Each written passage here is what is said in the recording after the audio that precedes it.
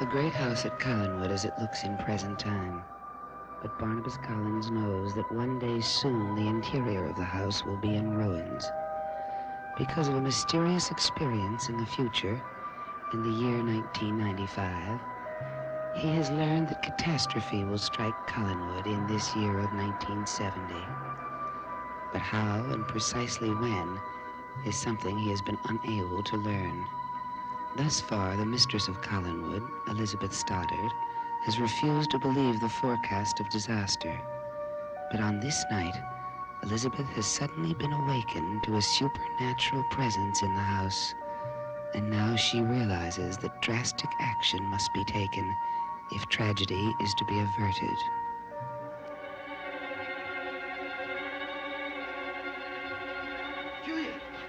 Julia, we must get the children out of this house tonight.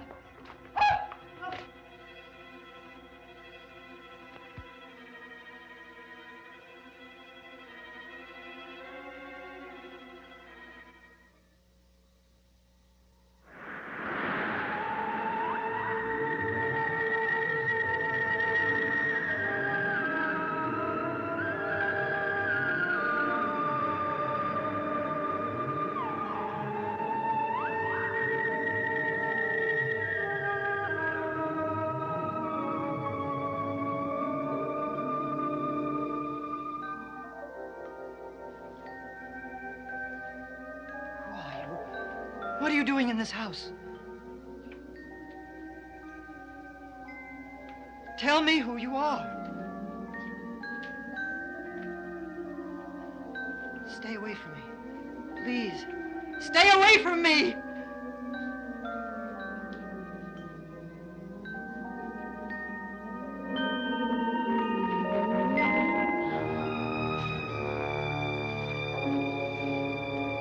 David, I wish you'd stop thinking about it. I don't know how you can be so calm. I'm not a bit calm, but I think we should start thinking about other things. What do you want me to do? Forget that all this ever happened to us? No, but we should be grateful that nothing has happened for the past 2 days. But that's what's bugging me most. Why hasn't anything happened? Why haven't we seen Daphne or Gerard or Carrie or Tad? I don't want to think about it. We've got to think about it, because there's a reason. Maybe it's because we haven't gone to the playroom. Do you think that's it? If they wanted us to go to the playroom, we would have gone. I don't know, but I think they have something in store for us. David, do you think maybe we really are free? Could it be possible that the spirits are put to rest? Well, I know a way we can find out. No, David, I don't think we should do anything. But we have to find out. There's an old legend that says that if you stand on somebody's grave at midnight, you can tell whether their spirit is at rest or not. Well, I'm going to stand on Gerard's grave tonight. No, David, I don't think you should. I have to. My mind's made up, and don't try and change it.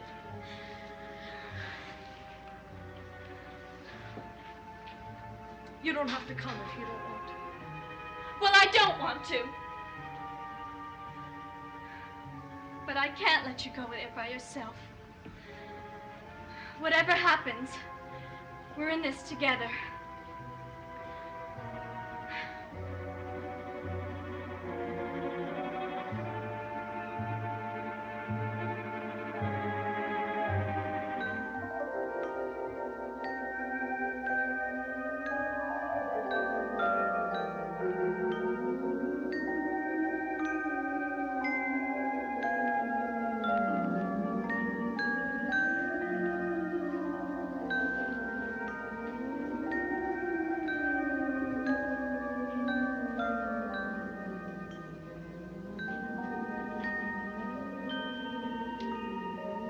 I understand everything now. The children will not leave this house.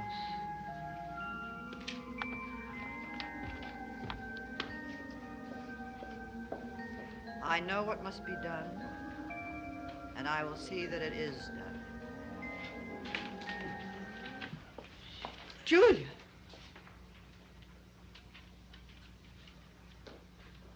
Who are were you talking to, Elizabeth?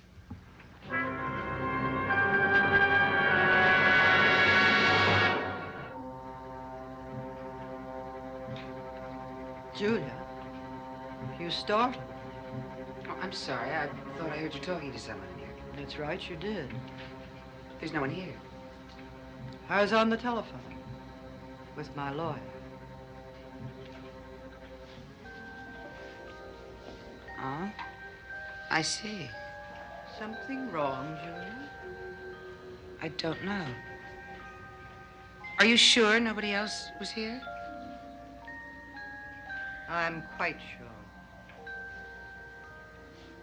Sorry. Just had that strange feeling again. Feeling of evil. I think the idea of spirits in this house is a figment of someone's imagination. My horoscope has convinced me more than ever that we are not on the brink of a catastrophe. Well, what about that message that was in your horoscope for yesterday? An enemy will become a friend. Obviously, it had no meaning. I still think we should take the precaution of getting the children out of the house just in case something happens. I have already told you. I am certain the children are perfectly safe here. I hope you're right.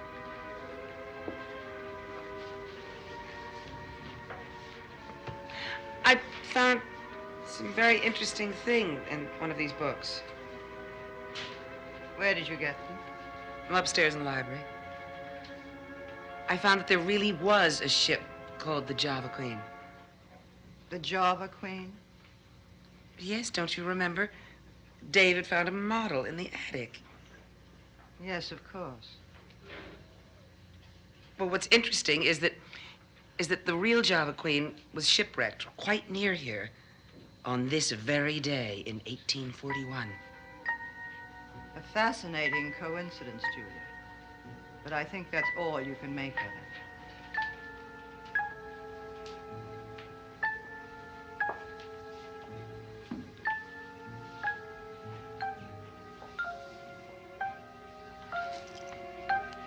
It's more than coincidence.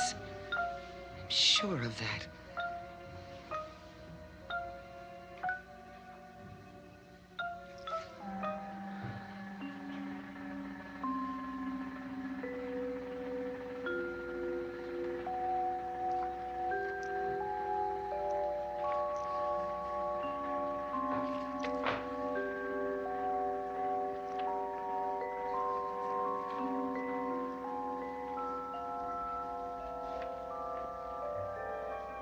On Thursday, the 27th day of August, in the year 1841, the Java Queen, notorious scavenger of the seas, was caught in a storm off the rock-bound coast of Maine, near the fishing village of Collinsport.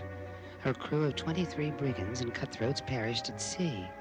For years it was believed that her infamous captain, whose identity was never known, survived the wreckage and vowed to unite his evil followers in death, causing them to rise from their graves to kill and plunder once more.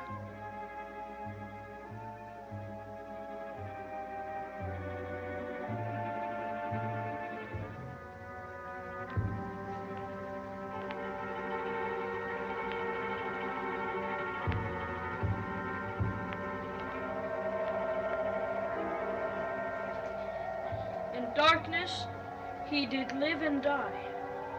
I wonder what that means. I don't know, and I don't want to know. I just want to get this over with and go home. Listen, it isn't 12 yet, and we have to do it exactly at the stroke of midnight. What are you looking at? That area over there. The one that's fenced in. What is it? Come on over and I'll tell you about it. You see that gate over there? It's been locked for more than 100 years. Why? During the 18th and 19th century, they used to bury criminals and misfits here. Most of the graves are unmarked, and there are a lot of legends about them. What sort of legends? Oh, about how cruel and mean they were. They must have been in order to have been buried there. The story is that Their souls had no place to go. They weren't wanted in heaven or in hell. So they were left here to molder in their graves and try to come back from death. Oh, David, I don't want to stay here anymore. It's almost 12. 10 seconds to go. Pretty soon we'll know whether Gerard's spirit has come back or not.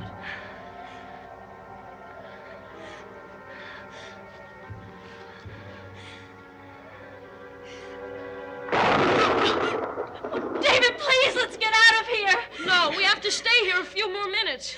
Oh, David, please. David, look!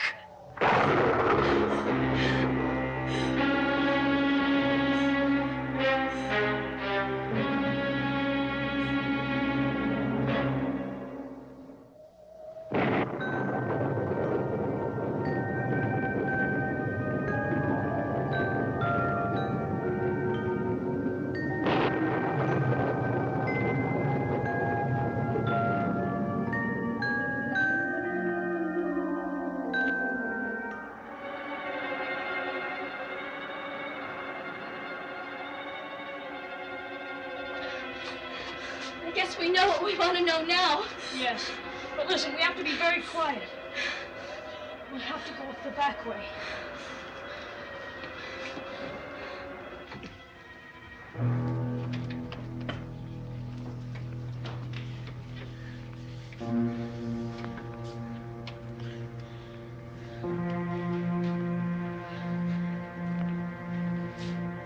David? Hallie? Dr. Hoffman. What were you doing outside just now? Nothing. We were just walking. Do you know that it's almost 1 o'clock in the morning? Yes. Nobody goes for a walk at 1 o'clock in the morning. Now, what were you doing? All right. Let us go upstairs and talk to Mrs. Stoddard about it. No, please don't tell Aunt Elizabeth. Please. Then suppose you come into the drawing room and tell me about it.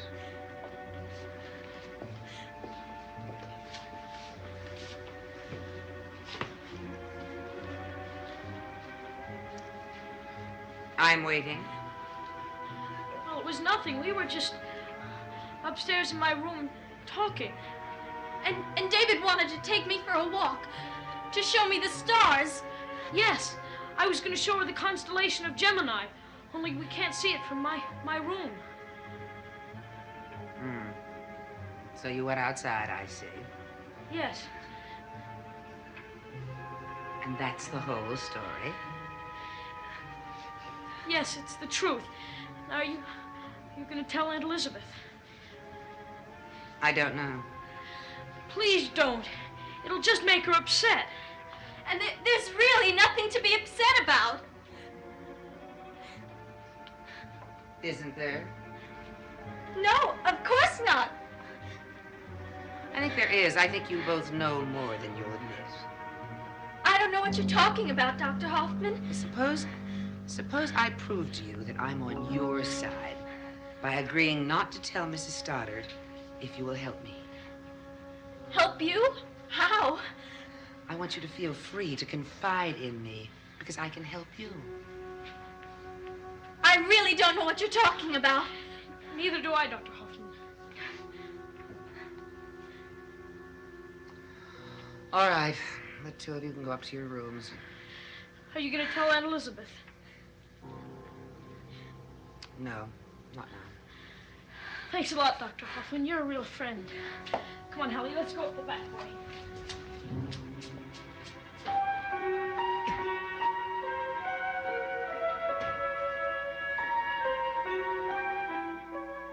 They know so much more than they're telling. But how can I ever get them to admit it?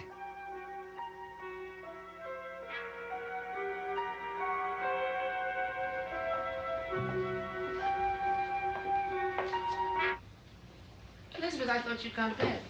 Oh, I tried to go to sleep, but I couldn't. And then I remembered something I intended to do earlier in the day.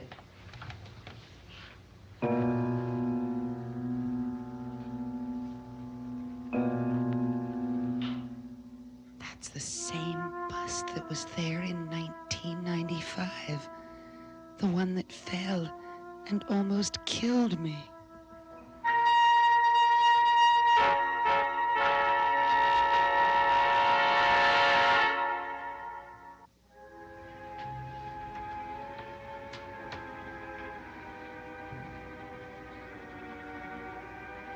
You like it? Julia, is something wrong? Elizabeth, where did you find that bust? Been around the house for years.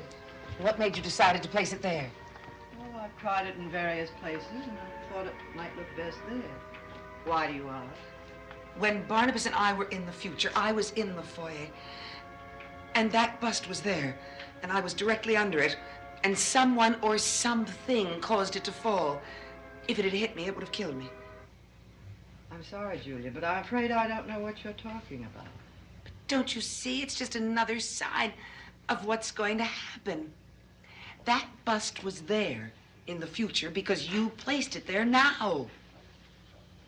Julia, I think you and Barnabas are much too preoccupied with what the future holds. If you take my advice, you'll forget all about 1995. I believe that disaster you imagine is never going to take place.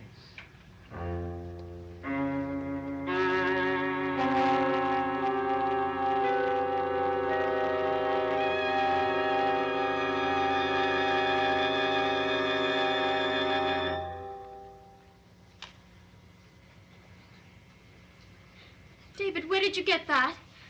I took it out of one of the books Dr. Hoffman was holding. Why? Well, I noticed how old it was, and I saw it was signed with the letter G.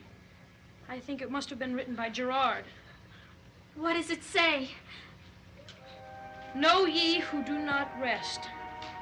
In the town of Collinsport, in the dead of night, watch for the signal, as ever before. The green flag in the window, 3 times shall it wave, as it did in days of yore. I don't understand a word of it. Neither do I. So I'm going to find out. David, now don't you think we've had enough for one day? You know how angry Gerard is with us. We have to do something to please him. Like what? Well, if I go to the tower and I find a green flag, I'll know I'm right. And I'll wait and I'll wave it 3 times and see what happens. I think you should go to your room and go to bed. Gerard is very angry with us. Don't you know what he can do when he's angry? Well, David, don't! Please don't go! David!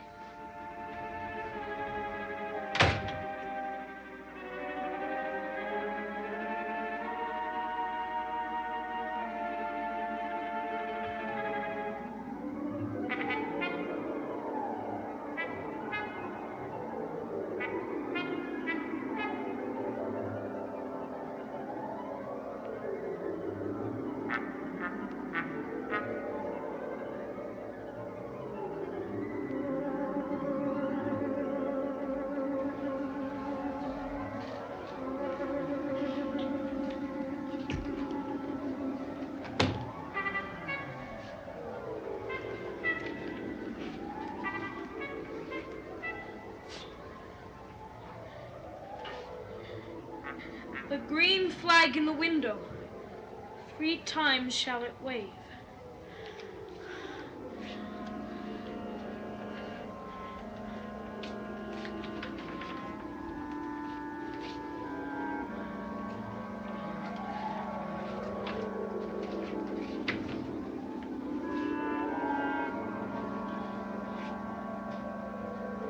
I was right.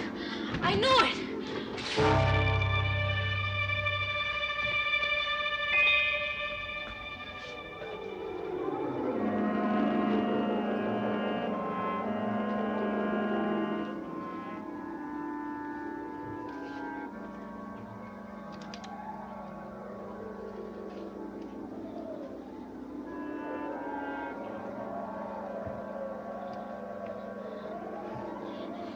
Gerard, if you can hear me, I'm following your instructions.